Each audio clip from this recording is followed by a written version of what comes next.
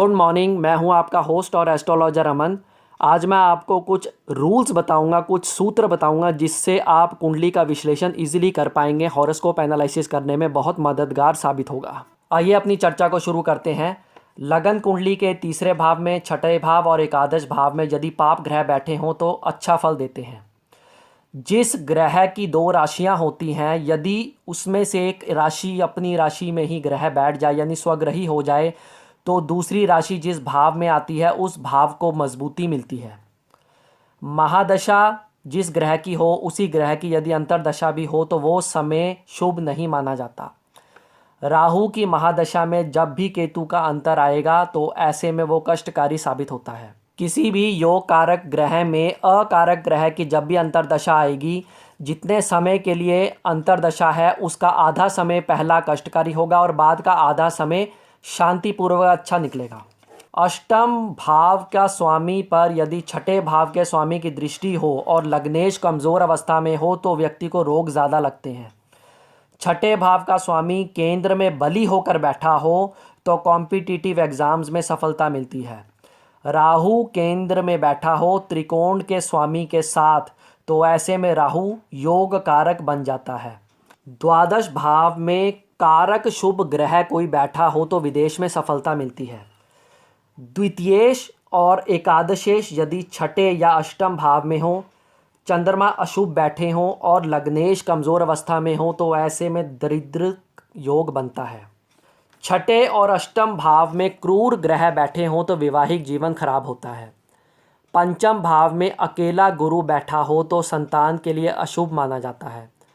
एकादश भाव में कारक सूर्य बैठे हों तो इंसान राजा के समान जीवन जीता है।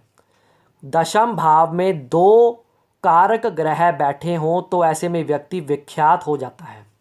द्वादश भाव में केतु हो और उस पर कारक गुरु की दृष्टि हो तो मोक्ष मिल सकता है। तीसरे, छठे और एकादश भाव में राहु अच्छा फल देते हैं। लगन कुंडली में 60% समस्या केवल अशुभ चंद्रमा और अशुभ सूर्य के कारण आती हैं। द्वादश भाव में कारक शुक्र बैठ जाए तो रत्ती सुख मिलता है। कारक सूर्य से सप्तम भाव में जौन सा भी ग्रह होगा उस ग्रह की शुभता में वृद्धि होगी। पंचम भाव में राहु शुक्र की युति हो और लग्नेश कमज़ोर हो तो इंसान विपरीत लिंग में अधिक रुचि रखता है। अष्टम भाव में कारक शनि या कारक गुरु बैठ जाएं तो आयु में वृद्धि करते हैं। लगन में मेष, सिंह या धनु राशि का मंगल बैठा हो तो इंसान को बहुत अधिक गुस्सा आता है। कारक शुक्र द्वादश भाव में सौम्य राशि में बैठ जाए तो इंसान बहुत खूबसूरत होता है। यदि नवम भाव में वृष या तुला राशि हो तो भाग्य उदय 52 वर्ष के बाद होता है। अस्त ग्रह किसी भी भाव में बैठे हों, अस्त ग्रह का रत्न धारण किया जा सकता है। लग्नेश या चंद्रमा जिस राशि में है उसका स्वामी दोनों केंद्र में बैठ जाएं तो व्यक्ति फेमस बन जाता है। लग्नेश तीसरे भाव में हो और तीसरे भाव का स्वामी अष्टम भाव में हो तो इंसान फिजूल की अधिक मेहनत करता रहता है। कारक गुरु नवम भाव में हो और लग्नेश बलवान हो तो भाग्य उदय 16 वर्ष में ही हो जाता है। शुक्र और गुरु एक साथ सप्तम भाव में बैठे हों तो वैवाहिक जीवन खराब होता है। सूर्य और चंद्रमा एक ही भाव में बैठ जाएं और दोनों में 15 डिग्री से कम का अंतर हो तो मानसिक कष्ट बहुत आते हैं। अष्टम भाव में मेष, सिंह या धनु राशि का राहु हो तो चोट लगने का योग बनता है। अकारक सूर्य या मंगल द्वितीय भाव में बैठ जाए तो परिवार के सदस्यों से नहीं बनती। केंद्र के 3 भावों में लगातार 3 शुभ ग्रह बैठ जाएं तो केंद्र का खाली चौथा भाव बहुत बली हो जाता है। कारक मंगल छठे भाव में हो तो शत्रुओं पर विजय प्राप्त होती है। द्वादश भाव में कारक राहु हो तो विदेश यात्रा अधिक होती है।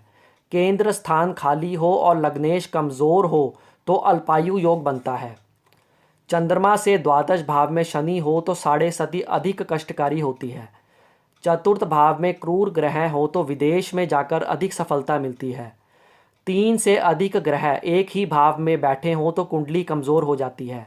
धनु लग्न में लगन में ही चंद्रमा हो और बुध कमज़ोर हो तो मानसिक कष्ट आते हैं। उम्मीद है इन सूत्रों से कुंडली के विश्लेषण करने में आपको आसानी महसूस होगी। यदि आज की वीडियो इंटरेस्टिंग लगी हो तो लाइक ज़रूर कीजिएगा और इस वीडियो को अपने फ्रेंड सर्कल में शेयर भी अवश्य कीजिएगा।